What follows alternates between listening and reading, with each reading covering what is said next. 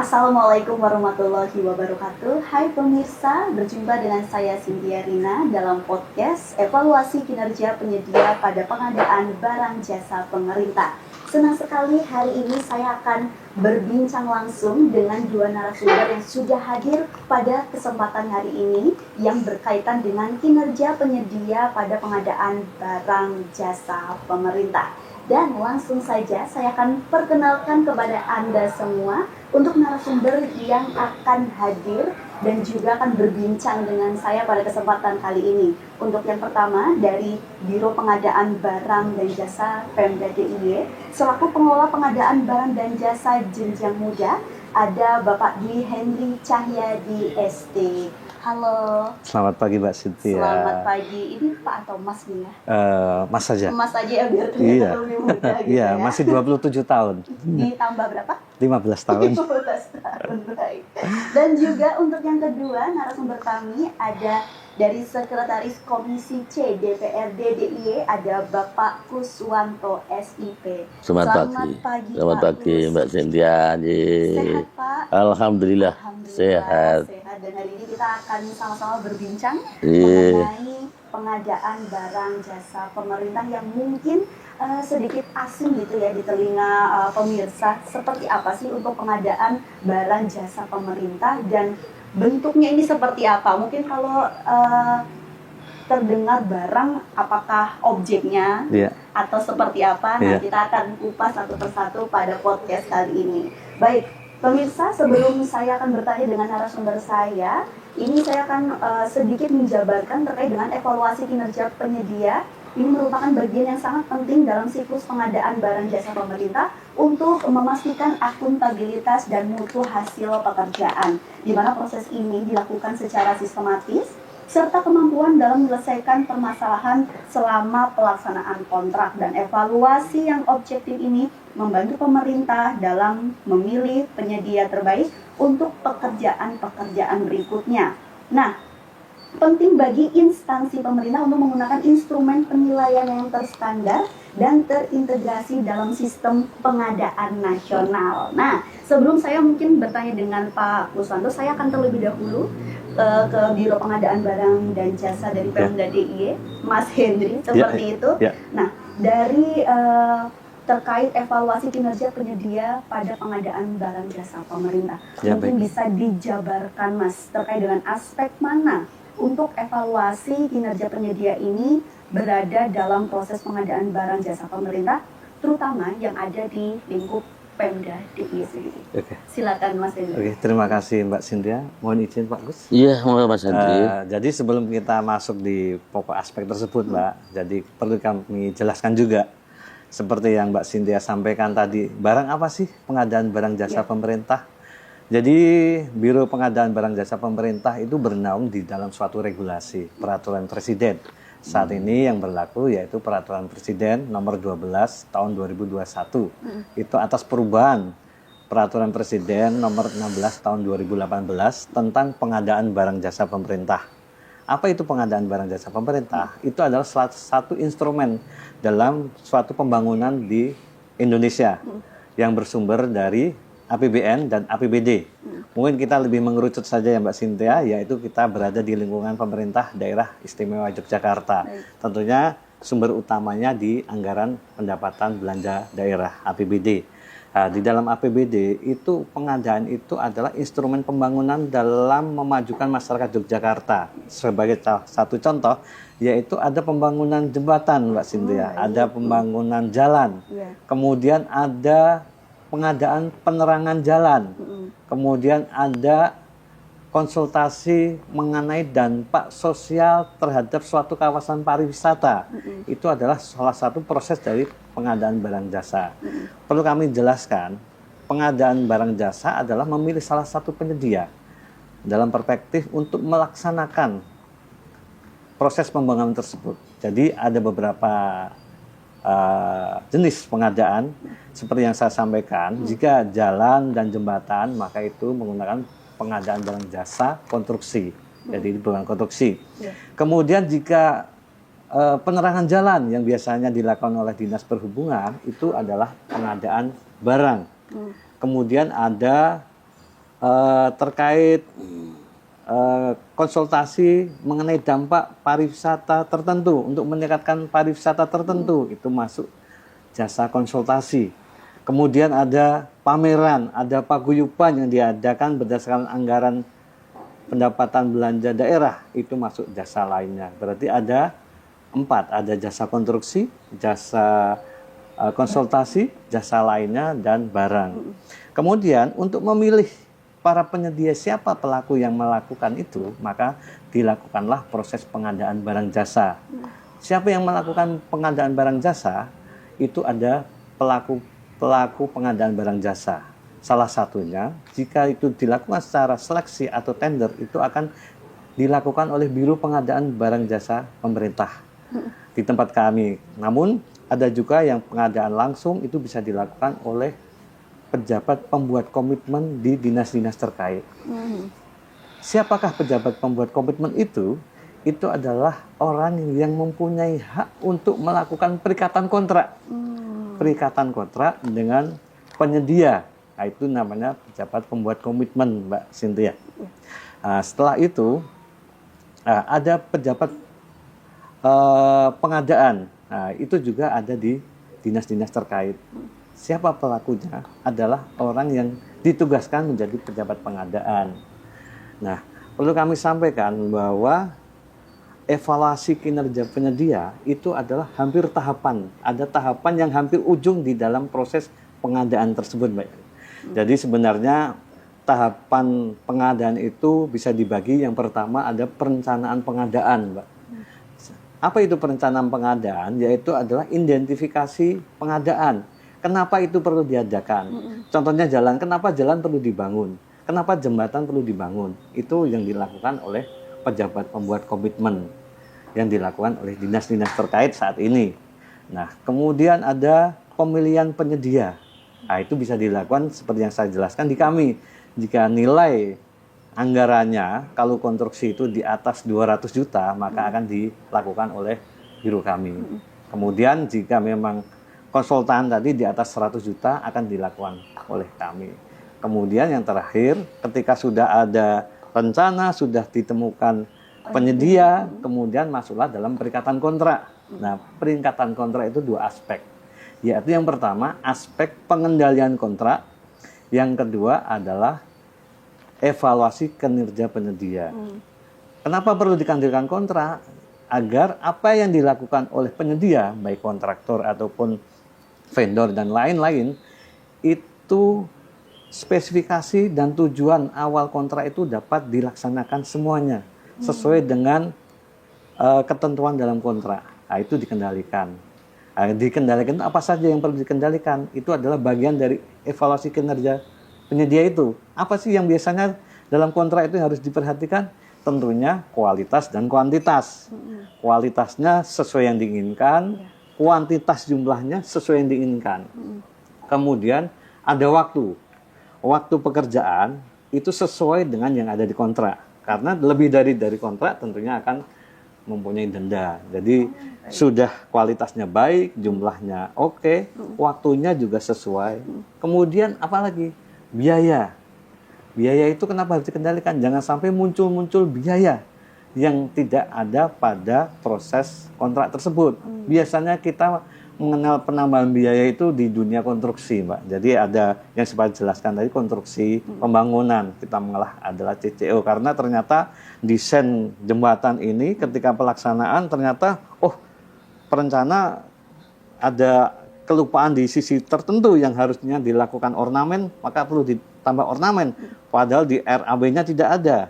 Sedangkan itu penting, itu bisa dilakukan penambahan dengan anggaran maksimal 10% dari nilai kontrak. Itu di dunia konstruksi. Makanya pengendalian biaya itu perlu juga, dan memastikan cash flow dari keuangan perjalanan kontrak itu sesuai. Yang terakhir yaitu layanan.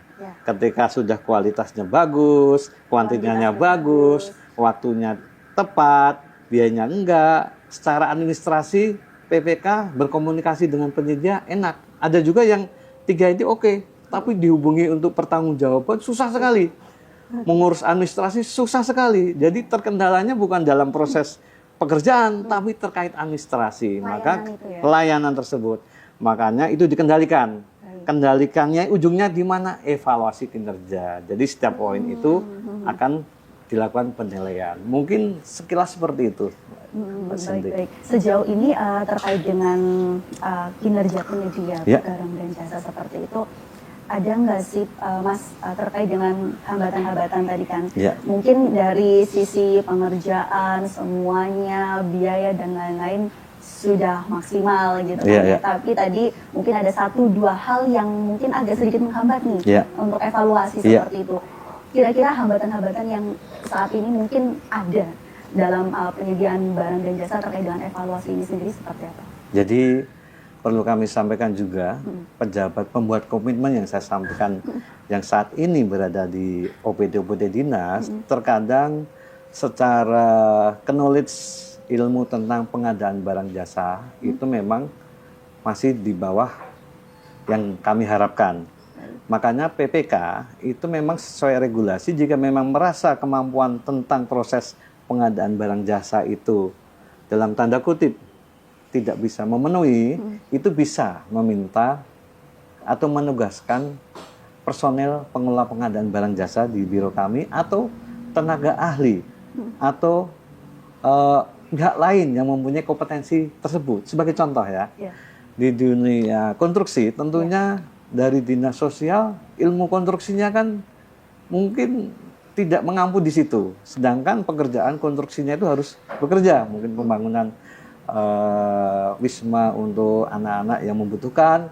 Nah, itu bisa melakukan perikatan pada pihak lain yang mempunyai kompetensi, yaitu saat ini dengan melakukan pengadaan jasa konsultasi pengawasan. Jadi mitra. Jadi diawasi oleh pihak lain yang memastikan spesifikasi kontrak itu terlaksana. Ya, nanti pengawas ini akan melaporkan kepada PPK. Oh, ini loh. Oh, deviasinya seperti ini. Oh, sesuai atau tidak, bagus atau tidak, dan sebagainya. Jadi kalau kendalanya memang seperti itu. Yang kemudian kendala kedua saat ini, seperti data yang terbaru kami lihat bahwa masih di bawah 50%, Mbak. Secara nasional itu teman-teman PPK itu memberikan penilaian evaluasi kinerja. Jadi mereka terpaku ketika sudah ada berita acara serah terima itu untuk barang dan jasa lainnya, ataupun berita acara serah terima pekerjaan yang terakhir untuk pekerjaan konstruksi, mungkin kita kenalnya FHO ya, final handover, itu mereka cukup selesai. Sistemnya udah selesai, udah terbayarkan, udah selesai. Padahal ada ketugasan ini Pak Gus, ada ketugasan teman-teman PPK itu untuk melakukan penilaian kinerja penyedia. Ketugasan itu ada payung hukumnya, yaitu yang tadi saya sampaikan, Peraturan Presiden Nomor 12 Tahun 2021, Pasal 11. Nah, Pasal 11 nomor 1 huruf M itu sudah jelas di sana, Pak Gus. Jadi ketugasan PPK salah satunya adalah menilai kinerja penyedia. Ini yang kita bangun, Pak Gus. Jadi kita berharapan beliau juga meminta kepada teman-teman yang dari PPK di seluruh lingkup Pemda DIY untuk mari-mari lakukanlah penilaian kinerja penyedia. Dalam tanda kutip seperti kalau kita marketplace, Pak Gus. Jadi ada Shopee dan sebagainya kan kita ada kasih bintang 1, 2, 3. Rating. Itu manfaatnya banyak yang akan kita jelaskan nanti, Mbak. Sejauh ini memang ada kendalanya di situ. Salah satu kendala. Oke, baik. Untuk proses dalam melakukan evaluasi kinerja penyedia pada pengadaan barang dan jasa sejauh ini seperti apa, Mas Hendri? Sebenarnya itu sangat mudah sebenarnya. Itu adalah ketugasan PPK ya. Seperti yang sampaikan, penilaian kinerja penyedia itu hanya bisa dilakukan jika pekerjaan itu selesai. Nah, selesai itu belum tentu jadi. Artinya gimana? Selesai pekerjaan itu dalam kondisi yang pertama, pekerjaan sudah terbentuk, selesai dan sudah ada berita acara serah terima.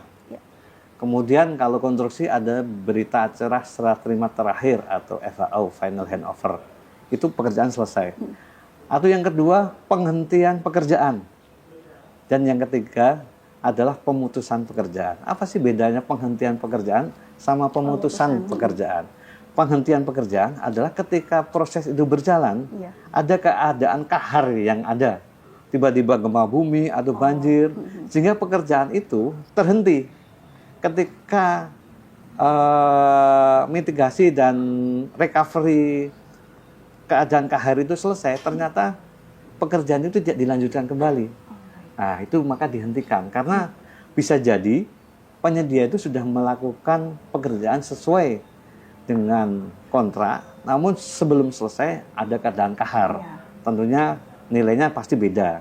Nah, itu kalau itu penghentian kontrak. Lah, pemutusan kontrak itu adalah ketika ada wan prestasi dari penyedia.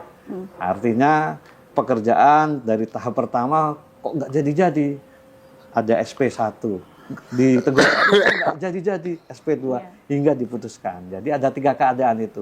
Pekerjaan sudah ada berita acara serah terima, kemudian ada penghentian kontrak karena keadaan kahar, atau pemutusan kontrak karena bahan prestasi. Nah, setelah itu PPK cukup masuk ke layanan pengadaan sistem elektronik, kita mengenalnya LPSE.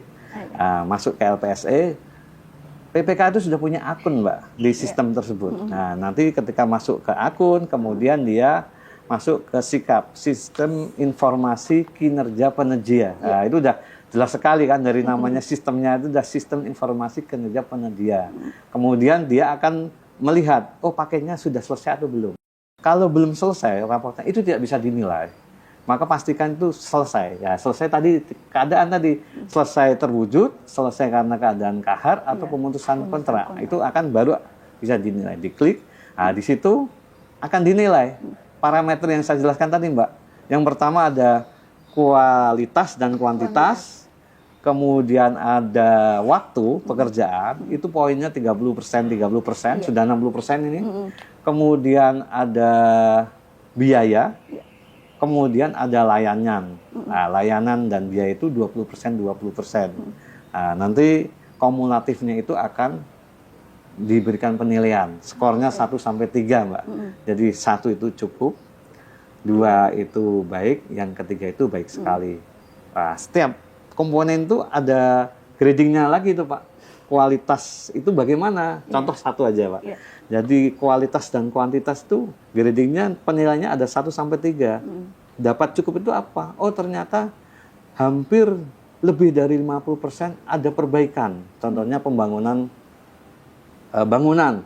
Ternyata dalam perjalanannya ketika dievaluasi oleh pengawas dan PPK, wah ini kok jelek-jelek. Jadi ada perbaikan mayor lebih dari 50%. Wah, itu udah nilainya udah jelek.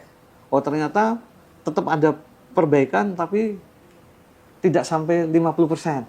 Nah, itu yang baik tadi. Nah, skornya 2 tadi. Oh, ternyata tidak ada perbaikan sama sekali. Ya, berarti nilainya 3. Nah, berarti dia baik. Nanti grading semua, baru nanti dapat poin apa dia masuk yang cukup, baik atau baik sekali. Ini contoh saja. Itu aja, Pak. Oh, baik. Berarti memang cukup mudah untuk melakukan pengawasan seperti itu seharusnya. Nah, penilaian. Penilaiannya seperti itu. Seharusnya seperti itu. Iya, baik. Tetapi memang masih ada kendala di lapangan, di pihak-pihak terkait yang memang masih membutuhkan sosialisasi kembali untuk melakukan itu. Iya. Kalau dari Biro sendiri dorongan untuk meningkatkan kinerja PPK ini sendiri seperti apa, Mas Denny? Ya, pasti ada sosialisasi. Sudah berkali-kali kami mengumpulkan para PPK untuk menjelaskan terkait mekanisme tersebut. Cuma secara garis pokok memang ketika sudah selesai kontrak, sudah selesai seperti itu. Padahal evaluasi kinerja penyedia itu cukup penting, apalagi ke depan. Bukan saat ini aja. Kalau saat ini kita nilai apa sih manfaatnya, tapi nanti akan banyak manfaatnya juga ke depan di proses pengadaan selanjutnya, gitu, Mbak. Iya. Baik. Nah, ini juga menjadi pelajaran bagi pemirsa yang menyaksikan podcast ini, bahwasanya pengadaan barang dan jasa dalam ranah ini adalah Pemda DIY seperti itu banyak sekali jenisnya. Tadi ada konstruksi, lalu juga ada barang, ada konsultasi dan juga jasa lainnya mungkin ada pameran dan seperti itu. Nah ini juga harus pemirsa ketahui gitu kan ya, sedikit demi sedikit gitu kan ya, bagaimana untuk kinerja penyedia barang dan jasa di pemerintah yang mungkin sekiranya kita lihat di lapangan, kalau misalnya ada konstruksi, sedang ada pembangunan apa, perbaikan jalan tadi yang disampaikan oleh Mas Henry, lalu ada jembatan yang sedang dibangun, ataupun hal-hal lainnya seperti itu. Nah ini juga bisa disaksikan dan juga mungkin bisa menjadi pelajaran juga bagi pemirsa yang menyaksikan, bahwasanya ini adalah bagian dari Biro Pengadaan Barang Jasa Pemda DIY. Nah saya ke Pak Kuswanto terlebih dahulu. Tadi sudah dijelaskan oleh Mas Henry banyak sekali Pak, ternyata peranan dari Biro Pengadaan Barang dan Jasa di ranah pemerintahan Daerah Istimewa Yogyakarta banyak sekali, apalagi di Jogja seperti itu. Untuk bidang-bidangnya, terutama pariwisata pun juga masuk dalam hal itu. Terkait dengan apa yang sudah disampaikan oleh Mas Henry ini sendiri dari Dewan seperti apa Pak? Dan mungkin ada hal yang perlu ditingkatkan lagi. Tadi Mas Henry menyampaikan peran PPK ini sangatlah penting, terutama di bagian pelayanan dan juga penilaian dari penyedia itu sendiri ya Mas Henry. Monggo Pak. Terima kasih Mbak Cynthia, Mas Henry dari Biro Pengadaan Barang dan Jasa. Berkaitan dengan ini kan evaluasi penyedia barang dan jasa. Ini betulnya penting sekali Mbak Cynthia. Kenapa penting sekali? Karena yang namanya penyedia barang dan jasa itu baik fisik dan non fisik, itu di situ harus betul-betul penyedia itu betul-betul bagus. Maksudnya harus ada seleksi yang betul-betul transparan, akuntabel. Sehingga apa? Sehingga yang namanya penyedia barang dan jasa itu bisa melaksanakan apa yang menjadi ditugaskan atau yang penerima. Misalnya itu kan seperti lelang Mbak. Kalau masing-masing OPD itu misalnya di atas 200 juta dilelang. Nah, dalam lelang itu harapan kami selaku wakil rakyat, harapan kami yang fair dong. Lelangnya jangan ada misalkan titipan pejabat. Betul tidak? Ada juga di situ. Itu sebetulnya tidak mampu istilahnya diloloskan. Nah, di sini akan berpengaruh sekali kepada nanti. Nah, PPK juga kita sadar Mbak, yang namanya manusia tidak lepas dari istilahnya dari penyedia barang dan jasa, kontraktor gitu aja lah. Gampangannya ya. Kontraktor sudah Pak, ini kurang sedikit aja, terus dikasih amplop supaya lolos dalam evaluasi tadi. Nah di situ itu di samping merugikan pemerintah, juga yang terdampak pada masyarakat. Konstruksi jembatan taruh kata, kualitasnya tidak baik kan otomatis usia jembatan itu tidak sesuai dengan yang diharapkan. Nah ini harapan kami ke depan, bahwa dalam penyedia jasa ini betul-betul diseleksi secara benar. Ini harapan kami seperti itu. Jadi Biro Pengadaan Barang dan Jasa ini, jadi nanti kinerjanya juga enak. Karena PPK-nya main di lapangan, akhirnya Biro sendiri yang kena getahnya, betul? Betul. Nah ini loh. Jadi pemerintah itu pengen sekali pembangunan yang diberikan oleh penyedia barang jasa itu betul-betul berkualitas. Berkualitas, misalkan fisik ya betul-betul barang yang dipakai itu betul-betul bisa dipertanggungjawabkan. Nah itu tadi yang disampaikan oleh Pak Kuswanto berkaitan dengan apa yang memang sudah disampaikan juga oleh Mas Henry terkait dengan pengadaan barang dan jasa. Memang perlu ada peningkatan di sini ya. Tentu. Peningkatan dari kinerja baik PPK ataupun yang lainnya, dan juga banyaknya sosialisasi yang emang harus disampaikan juga untuk perbaikan dan juga untuk kinerja ya, evaluasi kinerja penyedia pada pengadaan barang dan jasa pemerintah. Nah, pemirsa jangan kemana-mana, tetap di podcast evaluasi kinerja penyedia pada pengadaan barang dan jasa pemerintah.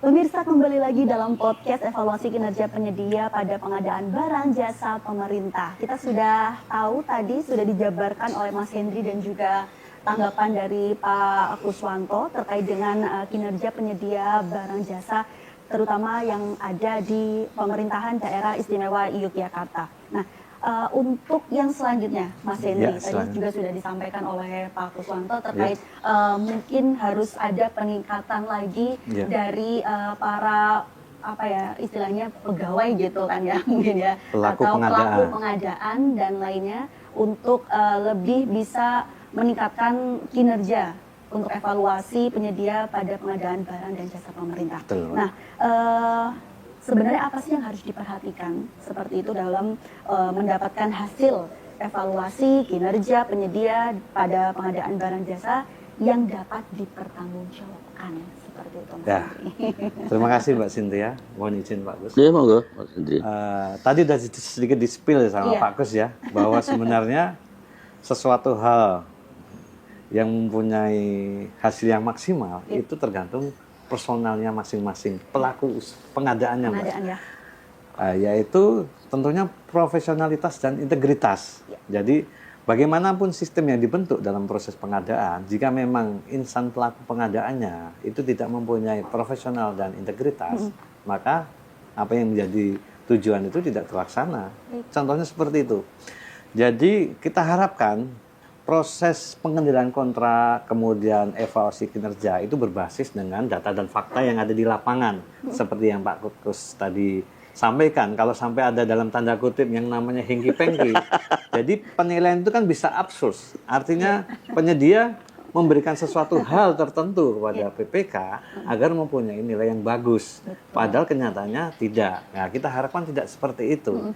Jadi sudah ada pengendalian kontrak, kemudian ada review dari para pembantu, ada pengawas pekerjaan, kemudian ada perencana dan sebagainya, PPK, ada uji kelayakan dan sebagainya, sehingga berfungsi dengan baik, ya silahkan dilakukan penilaian secara objektif mungkin. Kalau memang itu baik, ya silahkan diberikan baik.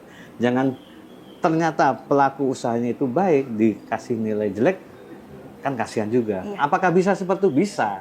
Artinya mungkin di negara Konoha, Pak. Ya, kita istilahnya. Jadi gini.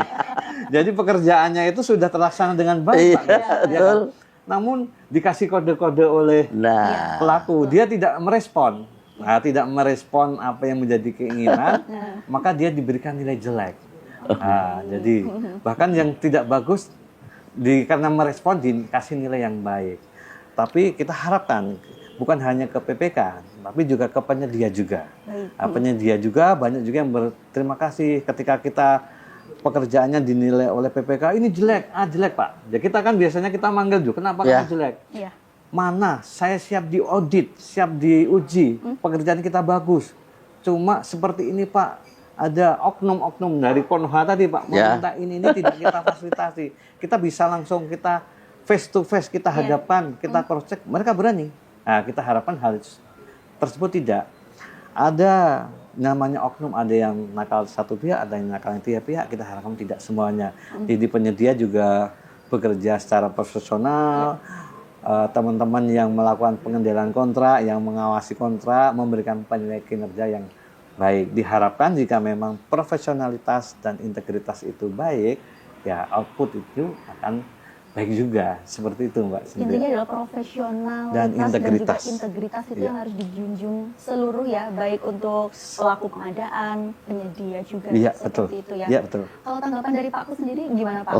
Bentuk dukungan yang diberikan dari Dewan agar nantinya tidak ada pihak-pihak yang dalam tanda kutip seperti itu yang dapat mungkin bisa merugikan satu sama lain, ataupun dari masyarakat yang mendapatkan dari jenis-jenis itu yang sudah dibangun oleh pemerintah sendiri. Iya.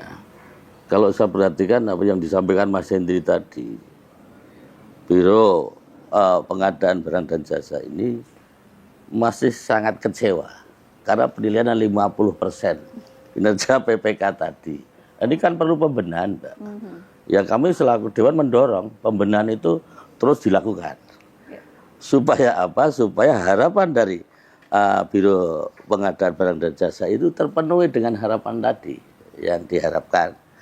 Nah, memang kita paham ya Mbak ya, yang namanya karakter bangsa kita lah, istilahnya gitu aja. Kita itu warisan penjajahan yang ratusan tahun ya Mbak ya. Apakah bangsa kita itu istilahnya terkontaminasi dalam waktu penjajahan, nek basa Jawane mung krida lumahe ngasto. Ya nek maksudnya krida lumahe ngasto itu ya anane mung nyadong sehingga tidak mau berusaha dan memperbaiki diri ya. Nah, dalam hal ini dalam berkaitannya dengan penyedia jasa, evaluasi penting sekali, Mbak. Karena yang namanya evaluasi itu untuk menilai kinerja. Seperti apa pekerjaan penyedia barang dan jasa tersebut. Ya kalau tidak memenuhi kriteria yang diharapkan dari pemerintah ya sudah out saja. Walaupun tadi Mas Hendri mengatakan peringatan pertama, kedua. Ya karena apa? Karena ini kaitannya dengan masyarakat, Mbak. Yang namanya pembangunan itu yang merasakan masyarakat. Tapi dari awal lelang pun saya juga mohon maaf Pak Hendri. Ya, silakan Bapak. Ya. Dari awal lelang pun menurut saya ya, ini kan misalkan anggaran 1 miliar atau 2 miliar. Lelang. Ya, penyedia barang dan jasa itu supaya menang lelang. Ini harganya diturunkan terus. Nggak tahu akhirnya masih ada pungutan-pungutan. Ini menurut keterangan penyedia jasa, barang dan jasa. Nah terus hasil dari yang dikerjakan penyedia barang dan jasa seperti apa? Kalau anggaran sekian kok sampai tinggal separuh misalkan seperti itu. Kan kualitasnya jelek sekali, Mbak. Nah, ini kan tidak efektif. Karena itu menggunakan APBD ya betul-betul monggo bareng-bareng lah. Kita memperbaiki diri istilahnya, baik penyedia barang dan jasa pengawasan. Nah, petugas pengawas. Ini harus monggo sadar diri. Ini pesan dari kami selaku wakil rakyat. Sadar diri, memperbaiki diri. Kalau itu untuk kepentingan bangsa dan negara, mari bareng-bareng kita sengkuyup. Jangan hanya mementingkan diri pribadi, itu saja. Sejauh ini dari Dewan ataupun dari Biro Pengadaan Barang dan Jasa di ranah pemerintahan DIY sendiri untuk kontribusi dalam evaluasi kinerja penyediaan ini sendiri sejauh ini sudah sampai mana? Seperti itu, untuk saling kerjasama atau ada hal yang memang bisa ada pertemuan dan lain untuk agar nantinya evaluasi kinerja penyedia pengadaan barang dan jasa pemerintah ini tuh bisa sangat optimal dikerjakan di ranah pemerintahan daerah istimewa Yogyakarta. Jadi terima kasih Mbak Cynthia, mohon izin Pak Gus. Jadi sebenarnya dalam proses pengadaan itu ada dua nama evaluasi yang memang sebenarnya berbeda, yaitu evaluasi pemilihan penyedia dan evaluasi kinerja penyedia. Menyangkut tadi sudah di-spill sama Pak Kus terkait ada anggaran katakanlah yang tadi disampaikan 1 miliar, ternyata ada penawaran di angka 600, berarti kan turun 60%. Itu ranah di kami sebenarnya, bahwa itu evaluasi pemilihan. Evaluasi pemilihan itu berpatok pada DED kalau konstruksi ya, jadi perencanaan, penyusunan RAB ya. Kita harapkan juga sebenarnya itu semua pelaku usaha memang harus meningkatkan improvement knowledge yang sustainable, yang berkelanjutan. Jadi penyusunan HPS, HPS itu sebenarnya harga perkiraan sendiri itu yang tercantum di rancangan anggaran belanja itu, Pak. Itu kan disusun yang namanya pejabat pembuat komitmen PPK tersebut. Biasanya mereka mengacu pada SHBC dan sebagainya. Sedangkan kami mendorong bahwa anggaran-anggaran yang dicantumkan itu berdasarkan harga pasar real. Harga pasar. Harga pasar itu kalau nilainya proyek ya nyari harga pasarnya jangan di toko bangunan dalam tanda kutip. Jika pekerjaannya 100 miliar, ya survei semuanya jangan di toko bangunan kecil. Pastikan distributor di atasnya. Nah, kalau ngacunya ke pengecer ke berapa tentu ada disparitas harga yang bikin tadi, Pak. Jadi turun itu. Nah, kita ketika masuk review kita juga sudah mendorong itu, Mbak. Itu di prosesi evaluasi pemilihan. Nah, itu untuk menentukan siapa yang menang. Nah, dalam pembahasan kita yang ini itu adalah evaluasi kinerja penyedia. Yang diharapkan kenapa? Itu penting sekali saat ini. Perlu kita sampaikan, Pak Kus. Jadi masih bahasanya itu fresh from the oven, Pak. Masih hangat-hangatnya banget. Itu ada regulasi baru, Pak, terkait pengadaan barang jasa. Jadi yang Perpres 12 tahun 2021 sekarang udah terbit lagi, Pak. Namanya Peraturan Presiden nomor 46 tahun 2025. Yang baru sekali, baru di akhir April ini diterbitkan. Jadi peraturan lembaganya itu belum diterbitkan, masih dalam tahap sosialisasi kepada pelaku usaha pengadaan. Itu lebih menekankan lagi, Pak. Yang pertama, Pak, terkait pejabat pembuat komitmen tersebut. Sekarang pengadaan konstruksi, Pak. Pengadaan konstruksi itu bisa dilakukan sampai nilai 400 juta. Jadi kalau kemarin regulasi yang kemarin itu sampai 200 juta, yang akan diberlakukan itu sampai 400 juta itu bisa melalui pengadaan langsung. Nah, pengadaan langsung yang dilakukan oleh pejabat pembuat komitmen. Nah, kriteria apa sih? Kenapa dia menunjuk A? Kenapa dia menunjuk B? Kenapa dia menunjuk C? Itu kan salah satu reason, alasannya itu adalah penilaian evaluasi kinerja. Walaupun mungkin dinas kita tidak melakukan, kan dinas lain melakukan. Oh, pasti kita mencari yang bintang 5 kan, Pak? Betul. Nah, itu menjadi katalog penyedia yang bisa dipilih oleh teman-teman yang ingin melakukan suatu proses pengadaan. Itu lebih enak jika ada pemeriksaan, Pak. Istilahnya PTA. Kenapa kamu PPTA? Dasarnya apa? Dan sebagainya. Selama ini cukup susah untuk meyakinkan bahwa kenapa ini PTA terus. Salah satu instrumen itu bisa memudahkan karena ratingnya bintang 5. Berarti pekerjaannya bagus sekali. Nah, itu bisa. Nah, selama ini belum ada regulasi yang dapat kami lakukan di Biro Pengadaan Barang Jasa untuk menganalisir. Artinya apa? Yang bintang 1, bintang 2 nggak boleh ikut tender. Itu nggak bisa. Tidak ada payung hukum untuk memayungi yang bintang 1, bintang 2 itu tidak bertender. Karena kita masih diikat oleh yang tidak boleh mengikuti tender itu masuk daftar hitam. Itu aja yang ditetapkan oleh Lembaga Kebijakan Pengadaan Barang Jasa Pemerintah. Itu yang bisa. Kalau yang masih bintang 1, ya dia bisa masih ikut. Tapi kalau yang pengadaan, Pak, harus regulasi yang baru.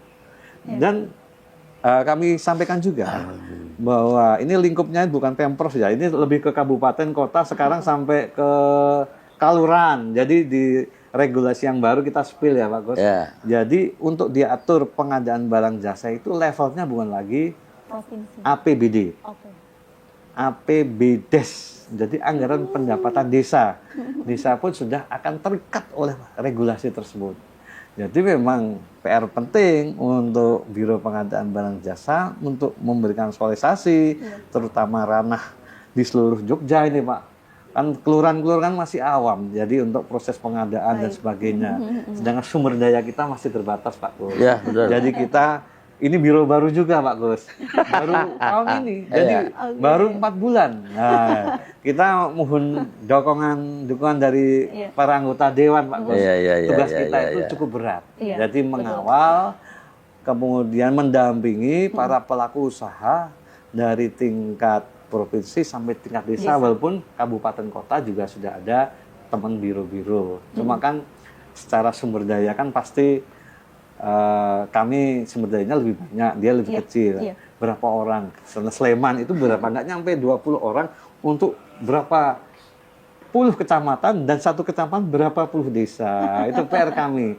Jadi memang evaluasi kinerja itu untuk kedepannya memudahkan baik di tingkat provinsi, kabupaten, kota, bahkan sekarang masuk ke desa untuk memilih penyedia yang memang anggarannya itu tidak terlalu besar, yang bisa dipilih langsung karena portofolio yang bagus.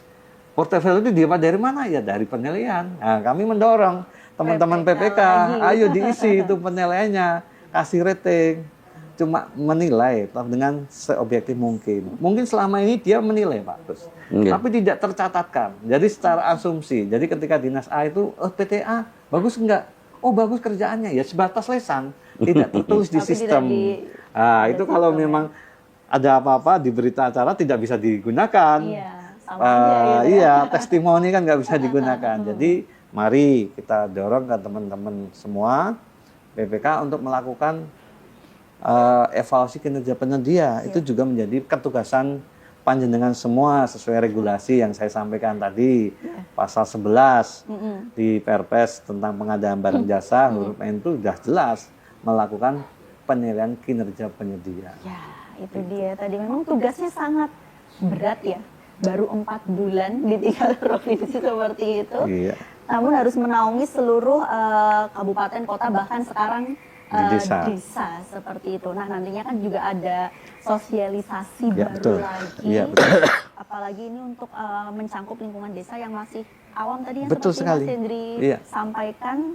Nah ini PR lagi. Kalau dukungannya gimana nih Pak dari Dewan? Berbicara masalah anggaran APBD maupun APBDes, sekarang seperti BKK Mas. BKK itu sekarang kan fokusnya malah ke desa, Mbak. Saya itu khawatir Mas Hendri. Khawatir saya kenapa? Kalau di desa itu penyedia barang dan jasa itu namanya ulu-ulu. Kasih pembangunan. Betul. Nah, yang sering kami amati misalkan ini, padat karya infrastruktur. Ini yang belanja Pak Ulu-ulu kerjasama dengan toko besi, waktu dimintakan tanda tangan masyarakat notanya kosong. Baik. Saya khawatir kalau ada audit di desa kena semua ini. Ya tidak semua desa seperti itu. Ya. Ada desa yang menyerahkan ke sub LPMK langsung, ke sub LPMDus. Sehingga kalau yang seperti itu malah justru bagus, karena yang belanja masyarakat, yang mengerjakan masyarakat, sehingga masyarakat itu punya tanggung jawab besar karena mau dipakai sendiri. Bahkan dana yang harusnya tidak memenuhi, tidak, misalkan target 100 meter pembangunan fisik, bisa jadi 110, bisa jadi 120. Tapi beda kalau yang melaksanakan penyedia barang dan jasa itu ulu-ulu misalkan. Ya cuma sesuai target dan kualitasnya tidak bisa dijamin. Karena apa? Karena barangnya itu tidak berkualitas. Misalnya pasir, Mbak. Pasir bukan pasir Progat atau pasir Keduan. Gitu kan enggak kualitas, Mbak, kalau untuk pembangunan. Nah, ini saya khawatirnya tadi Mas Hendri mengatakan bahwa betul SDM-nya memang enggak mungkin lah sampai ke tingkat desa, tingkat kecamatan aja enggak mungkin. Di Sleman aja 17. Kaluran 86 kaluran, enggak mungkin. Sedangkan Pak Prabowo outsourcing habis dihapus.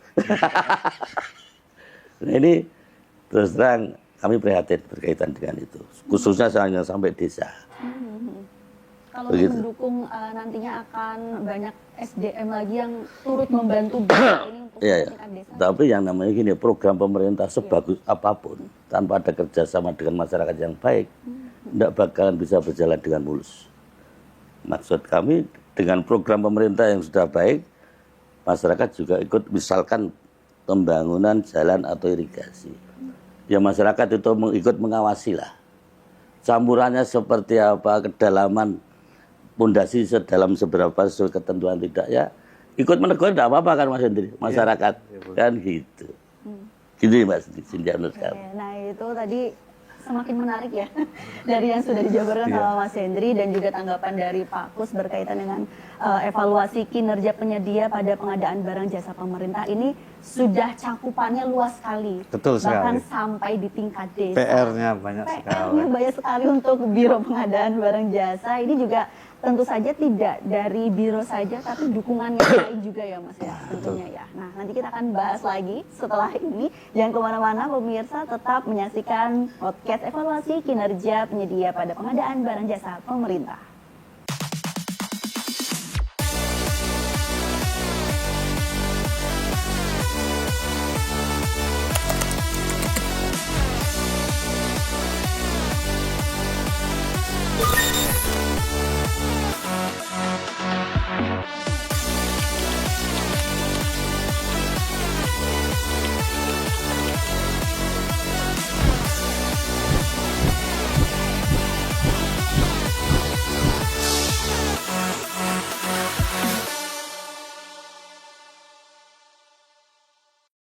Kembali lagi di podcast evaluasi kinerja penyedia pada pengadaan barang jasa pemerintah. Sudah semakin menarik dan tentunya harapan-harapan juga ingin disampaikan. Mumpung ada DPRD DIY di sini, ada Pak Kus yang nantinya juga bisa menjembatani dan juga bisa mendukung apa yang dibutuhkan dari Biro Pengadaan Barang Jasa di ranah pemerintah daerah istimewa Yogyakarta ini sendiri, Mas. Terkait dengan hal tersebut tadi yang mungkin SDM, PPK yang memang harus lebih ditingkatkan lagi terkait dengan penyedia seperti itu ya. Nantinya dari biro ini sendiri akan seperti apa dan peningkatannya untuk bisa bekerjasama dengan pihak terkait lainnya nanti ke depannya seperti apa? Terima kasih Mbak Cynthia, izin Pak Kus. Seperti yang saya sampaikan tadi ya, bahwa ada regulasi yang baru yang telah ada ya, fresh from the oven bahasanya, yang baru di launching di akhir bulan April. Nah, jadi beberapa hari yang lalu yaitu Peraturan Presiden nomor 46 tahun 2025 itu atas perubahan kedua dari Peraturan Presiden nomor 16 tahun 2018. Jadi kan ada 2018, ada 2021, yang ini 2025. Di mana salah satu unsurnya itu adalah memasukkan badan usaha APBDes, anggaran pendapatan belanja desa, menjadi bagian dari regulasi pengadaan barang jasa yang selamanya, yang tadi kan cuma APBN, APBD yang bersumber dari anggaran pendapatan belanja negara dan daerah, sekarang sampai desa. Kemudian seperti yang saya sampaikan bahwa di regulasi itu ada ketentuan di samping yang tadi Pak Kus yang di atas sampai 400 itu sekarang PPK itu diwajibkan mempunyai pengetahuan tentang keilmuan pengadaan barang jasa. Jadi sekarang pimpinan tidak serta-merta menunjuk pejabat pengadaan. Jadi memang di ketentuan regulasi peraturan presiden yang baru, siapa yang ditunjuk menjadi pejabat pembuat komitmen oleh para pimpinan dalam ini pengguna anggaran, kuasa pengguna anggaran itu adalah personel yang mempunyai pengetahuan tentang pengadaan barang jasa yang telah melalui proses pendidikan dan latihan tentang pengadaan barang jasa. Dan kedepannya itu akan lebih jauh lagi yang bersertifikasi. Jadi tidak serta-merta semua orang itu bisa menjadi PPK. Ya, regulasi yang baru besok itu dia harus mempunyai pengetahuan. Bagaimana yang tidak mempunyai pengetahuan? Dia akan dilakukan pendidikan baru ditunjuk. Ya, sekarang itu di GPM tadi, iya Pak Gus. Jadi nanti mohon kita dorongan kepada kepala dinas juga. Personel PPK itu sesuatu hal yang dihindari. Kalau di kampung itu siapa yang menjadi ketua RT? Jadi kan ada orang yang berani bayar agar nggak ditunjuk jadi ketua RT. Nah, PPK itu seperti itu. Banyak yang tidak berkeinginan dan enggan ditunjuk sebagai pejabat pembuat komitmen karena tentunya resikonya sangat besar.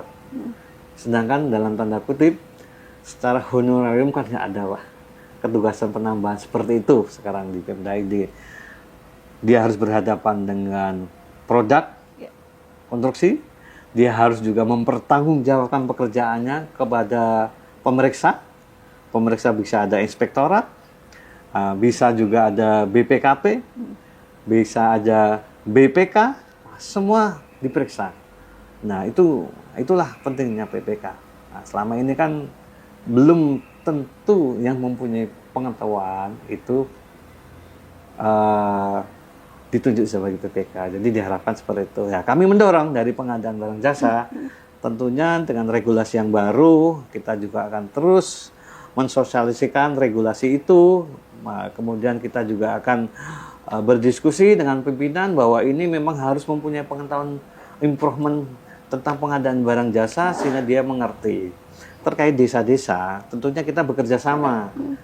Tidak bisa langsung dari provinsi langsung top ke desa, tidak. Kita akan bekerja sama dengan, kalau di kabupaten kota itu bagian layanan pengadaan, mereka juga ada. Jadi dari setiap kabupaten kota itu ada bagian layanan pengadaan. Nah, kita akan berkoordinasi dengan mereka untuk mensosialisasikan regulasi tentang pengadaan barang jasa sampai ke bawah. Nah, sehingga nilai-nilainya mungkin kalau di desa tidak terlalu besar, maka diperlukan evaluasi kinerja penyedia itu agar dilakukan. Apa sih manfaatnya? Jadi panjenengan kalau besok menunjuk sesuatu ada dasarnya, karena pekerjaannya bagus, entah itu mungkin pekerjaannya di Kalasan, mungkin bagus, tapi yang akan melakukan pekerjaan dari tempel. Sedangkan orangnya itu tidak mengenal Kalasan sama tempel, mungkin kan tidak semua orang satu Sleman itu kenal semua. Dia bisa melihat itu di layanan pengadaan secara elektronik LPSE. Oh, ternyata ratingnya bagus di sistem informasi kinerja penyedia, di sikapnya bagus. Ya udah, klik. Nah, nanti ketika diperiksa gampang. Ratingnya bagus, Pak. Ya udah. Oh, ternyata pelaksanaannya bagus. Kasih rating lagi yang bagus. Oh, ternyata pelaksanaan tidak sesuai dengan ratingnya. Ya sudah, dikasih nilai kurang. Jadi nanti ada. Apakah berarti kalau kayak gitu yang rating 5 itu yang bisa mengerjakan dong, Mas? Kalau kita rating 4 gimana? Itu bisa dilakukan. Kan yang rating 5 saya rasa tidak semuanya. Sedangkan itu sudah dipilih. Jadi setiap penyedia itu kan punya sisa kemampuan untuk melakukan pekerjaan. Nah, ketika dia sudah berkontrak dan akhirnya mengerjakan satu proyek, ternyata sumber daya manusianya tidak ada dan bintang 5-nya sudah nggak ada, ya bisa di bawahnya. Tapi selagi masih ada nomor yang bintang 5, masa milih bintang 3, ya gitu kan. Mungkin ya kita sama-sama improvement tentang pengetahuan yang berkelanjutan. Baik kami juga selaku insan pengadaan di Biro Pengadaan Barang Jasa, kami juga mengimprove pengetahuan kami sendiri, mengikuti regulasi yang baru. Kita juga sebagai sumber knowledge untuk teman-teman di lingkungan OPD tentang pengadaan barang jasa. Jika ada hal-hal yang memang ada regulasi yang baru, tentu kita akan sosialisasikan. Intinya bekerja sama dengan para pihak, menjaga profesionalitas dan integritas. Insya Allah Pemda DIY kedepannya menjadi Pemda yang maju. Mungkin itu saja Mbak Cynthia. Terima kasih. Kalau tanggapan dari Pak Agus sendiri terkait dengan bagaimana improvement ini juga bisa berjalan nantinya agar kinerja PPK juga semakin baik gitu ya. Apalagi ini harus punya keilmuan seperti itu. Terima kasih. Ya. Tadi Mas Hendri mengatakan kebetulan ada regulasi baru PP nomor 46 tahun 2025. Semoga dengan PP yang baru tadi betul-betul, karena ada perubahan drastis di situ. Kalau kami dengarkan tadi, jadi kualitas baik penyedia jasa PPK yang harus bersertifikasi tadi, ini semoga ke depan pembangunan khususnya di DIY ini bisa berjalan dengan baik. Ini harapan kami seperti itu, Mbak Cynthia. Itu dia tadi. Nah, untuk yang terakhir, closing statement dengan pembicaraan kita hari ini, evaluasi kinerja penyedia pada pengadaan barang dan jasa pemerintah. Mungkin yang semua disampaikan dari Mas Hendri, lalu dari Pak Kus sendiri, terkait dengan proses evaluasi kinerja penyedia dan pengadaan barang jasa pemerintah, ini nantinya harapan ke depannya akan seperti apa? Mungkin dari Mas Hendri dulu. Terima kasih Mbak Sinta.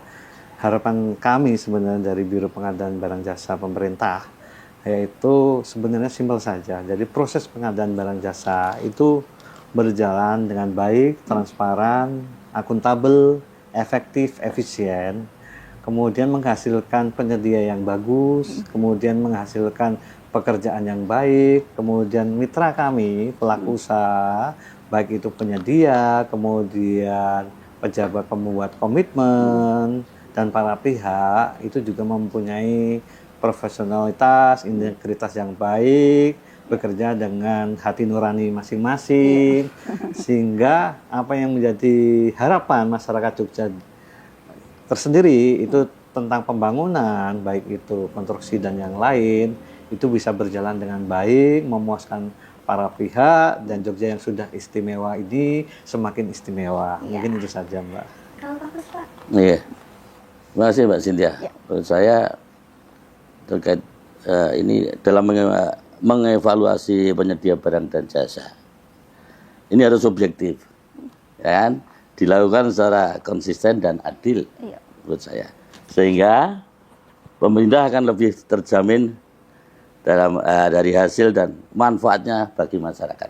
Itu saja. Nah, itu dia tadi ya. Semoga saja setelah adanya podcast ini membuka perhatian juga bagi masyarakat, terutama juga penyedia jasa. Ya, kita harapkan. Kita harapkan seperti itu yang nantinya bisa akuntabel, efisien, dan juga punya integritas dan Betul, juga siap. profesionalitas Ya, yang nah tinggi. itu yang paling penting, Pak. Yang tentunya ini akan bisa mensejahterakan seluruh pihak, terutama untuk masyarakat Betul di sekali. daerah istimewa Yogyakarta.